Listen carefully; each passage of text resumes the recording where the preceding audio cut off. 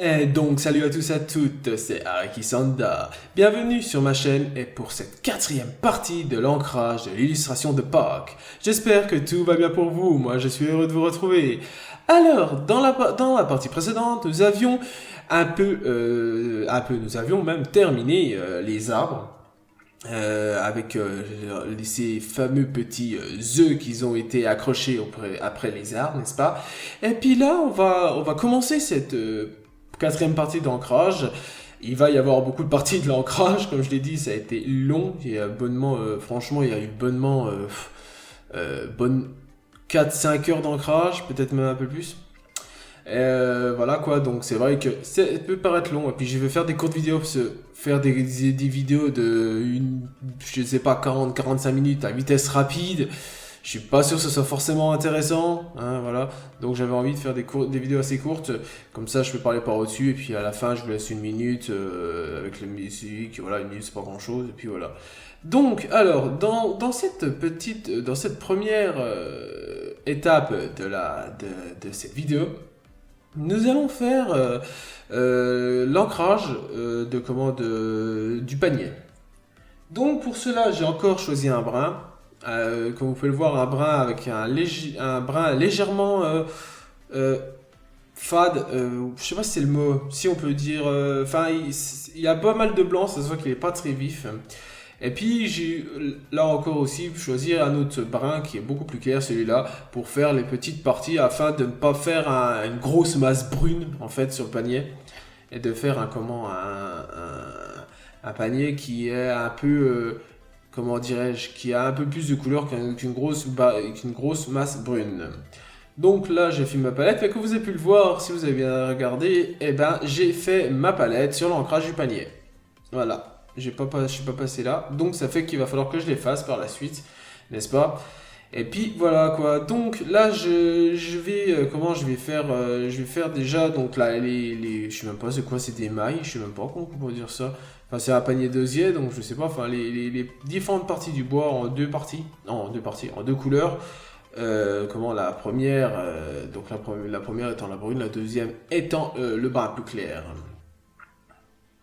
Eh oui. Donc, il y a il y a quand même pas mal, enfin, là, comme ça, à première vue, on croirait pas, mais en fait, je me suis rendu compte par la suite, d'ailleurs, c'est pour ça que j'ai effacé, c'est qu'en fait, je me suis trompé. Voilà, là, j'hésitais déjà un peu, je me suis dit, mais attendez, je pense à moi, je dis, mais il y a un problème, j'ai dû me planter quelque part. Et en effet, je m'étais bel et bien planté, parce qu'en fait, là où c'est qu'il y a les traits que je suis en train de faire, eh ben, c'est censé être du brun plus foncé. Or, comme vous voyez en haut, dans la deuxième ligne, eh ben, c'est du brun plus clair où c'est qu'il y a les traits. Et c'est comment, et voilà. Et c'est là, en fait, que j'ai eu un petit problème. Et puis, en fait, j'ai tout décalé. Et ça fait que, ça rentrait pas bien avec, le reste du panier. Ça sonne faux, en fait. Ça sonne faux. C'est pour ça que j'ai quand même testé sans. Et, enfin, de l'autre couleur. Et j'ai dit, ouais, non, en fait, ça sonne faux. C'est pas bon, en fait. C'est pas assez. Enfin, ça fait un peu négligé. Après, il y en a qui penseraient que c'est fait exprès. En fait, non, pas du tout. Pas du tout. J'ai fait une erreur. Donc, ce que j'ai fait là, c'est que j'ai essayé. Et puis, j'ai dit, ouais, non, c'est bon. Donc, ce que je vais faire, c'est que je vais effacer. Je vais tout effacer. Et puis, et puis tout remettre, tout refaire, en fait. Enfin, pas exactement tout, mais au moins déjà les deux. Voilà. Là, je dézoome, j'ai dit, oula, oui, c'est vrai que c'est flagrant quand même. Donc là, je décide de gommer, en fait. Je gomme la deuxième ligne entière. Et puis je vais la retaper entièrement en fait. Voilà, après bon ça m'a pas pris longtemps, ça m'a pris quoi 30-40 secondes même pas. Donc bon en soi voilà, mais il fallait vraiment que je pouvais pas laisser ça comme ça faisait ça faisait bizarre. C'est un défaut qui était visible. C'est pas comme si c'était un petit défaut, même sur un petit œuf, voilà. Mais là, c'était d'ailleurs le trait est un pépé. C'était un petit œuf, mais là, non, c'était trop visible en fait. Et j'ai préféré effacer pour après recommencer plus proprement, j'ai envie de dire. Voilà. Donc là, je me sens un peu plus à l'aise parce que clairement, c'est vraiment comme j'avais dessiné. C'est un des problèmes aussi quand on part d'une photo, c'est qu'en fait c'est moins net que sur un scan. Et puis il y a des traits les traits apparaissent. J'ai l'impression que les traits apparaissent beaucoup moins nets que sur un scan. Après, c'est peut-être moi, hein, mais j'ai vraiment cette impression. Donc bon, oui, j'ai vraiment cette impression. Après, voilà quoi. Donc là, nous allons faire le haut du panier de la couleur du brun un peu plus clair. Et nous allons faire le manche, enfin le manche, c'est même pas un manche, la poignée, oui, la poignée du panier en brun un peu plus foncé. Voilà. Donc, je fais ça. Donc, les traits que vous voyez sur les deux parties du dessus, en fait, c'est pour représenter, en fait, le bois, en fait. Vous savez, le bois, il a des rainures. Et puis là, c'est pour représenter en quelque sorte, bon, bien sûr, simplement, hein, les rainures du bois. Et puis, bon, après, ça fait quand même son petit effet. J'avoue que j'avais quand même un certain doute au moment où c'est que j'ai fait l'illustration sur papier. J'avais quand même un certain doute sur le fait que ça ferait bizarre, mais en fait, non, ça passe. Donc, j'ai laissé comme ça, je les ai mis. Après, à voir avec la couleur. Peut-être qu'avec la couleur, il y aura ça sera peut-être pas pareil. Mais bon, ça, on verra ça très bientôt. Enfin, très bientôt, dans quelques parties encore. L'ancrage, il y en a encore bonnement 3-4 parties. Donc voilà quoi. Et puis voilà. Donc là, je reteste ma palette pour faire mes œufs. Parce que je vais faire mes œufs à l'intérieur. Bah oui, parce que c'est un panier avec des œufs de Pâques. Et des œufs de Pâques, et bah je les utilise. Non, je les ai mis en plus en même temps que ça, j'en ai mis à l'intérieur. En fait, si vous voulez, vous verrez par la suite, mais ça peut faire penser en fait aux buissons. Parce que derrière, si vous avez fait attention, les buissons derrière, eh ben, il y a des petits trucs dessus en fait, et ben, c'est des œufs. En fait, on peut partir du principe que le garçon a pris son panier, il a été cueillir des œufs sur les buissons, comme si on cueillerait des framboises, ou je sais même pas quel autre truc qui pousse sur des buissons. Et voilà. Et en fait, j'avais envie de ramener un peu cette idée à ça. Donc, j'ai utilisé ce moyen-là. Je trouve que c'est pas mal. Bon, c'est clairement de l'imagination, hein, c'est du fantastique. Clairement, c'est clairement du fantastique. C'est bon, voilà, un monde comme ça n'existe point. Et puis voilà, après, je ne doute pas que les enfants aimeraient bien que ça existe. Ça, je n'en doute pas. Avec des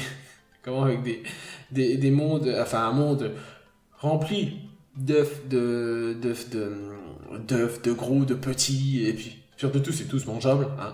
Donc imaginez un peu les crises de foie. Enfin bref.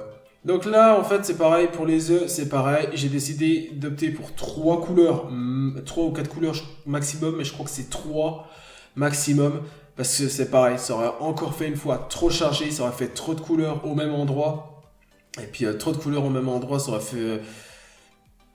je sais pas, après... Est-ce que ça aurait pu faire beau? Peut-être, je dis pas.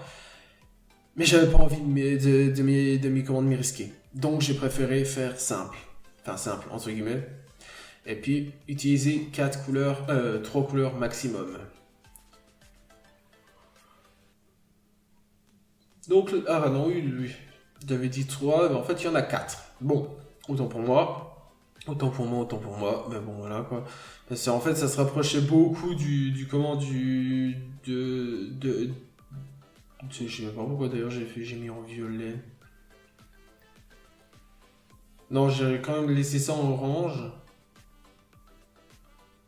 Oui. Et puis, j'ai mis le reste en violet. Oui, il y a des blancs, parce qu'en fait, je suis en train de réfléchir à ce que je faisais, enfin, à ce que j'ai fait. Et pourtant, ça date pas de longtemps, hein, ça date d'il y a 2 jours. Mais bon, j'ai dormi depuis, vous savez. Donc là, c'est pareil. Là, je vais utiliser du violet. Parce qu'en fait, si j'aurais utilisé du vert, ça aurait rapproché beaucoup des traits verts que l'on peut voir sur l'œuf rose. Et si j'aurais utilisé du rose, ça aurait rapproché beaucoup de l'œuf rose, en fait. C'est pour ça que j'ai utilisé du violet. Toujours dans des couleurs pas trop... Enfin, assez vives, mais pas trop flash. Et ça reste tout de même voilà. Là je me suis rendu compte que j'avais fait l'erreur de la palette, l'erreur de palette, et c'est pour ça que je l'ai rectifié tout de suite. Donc, une fois que le panier est fait, nous nous sommes dirigés, je me suis dirigé, parce que nous sommes, j'étais tout seul, hein, donc voilà, j'ai pas d'amis, que voulez-vous. Je me suis dirigé vers le pont. Un pont que je vais pas faire, j'ai déjà fait un calque de groupe pour le panier, après, désolé pour le bruit. J'ai tapé mon bureau. Calque de groupe pour le panier. Et après, j'ai fait pour le pont, un calque pour le pont. Et c'est pareil là, le pont, vous verrez que j'ai pas utilisé de gris. Parce que le gris, comme le brun, c'est dans une illustration en petite quantité, on va dire ça passe. Mais là, un pont, c'est quand même assez chargé. Vous allez dire non au niveau des contours, non, parce qu'il n'y a pas trop de contours. Certes, c'est vrai, mais lorsqu'on le peint, on va dire, enfin, on le met en couleur, et ça risque de faire trop gris en fait. Et puis c'est pour ça que j'ai opté pour un gris bleu. Un gris bleu. Voilà, donc là j'utilise l'outil ligne droite. Et après, je me suis rappelé d'un conseil que m'a donné ma prof d'illustration jeunesse, qui a dit il ne faut pas faire de ligne droite dans une illustration jeunesse. Parce que il faut que dans l'illustration jeunesse, il faut que ça soit déstructuré en fait.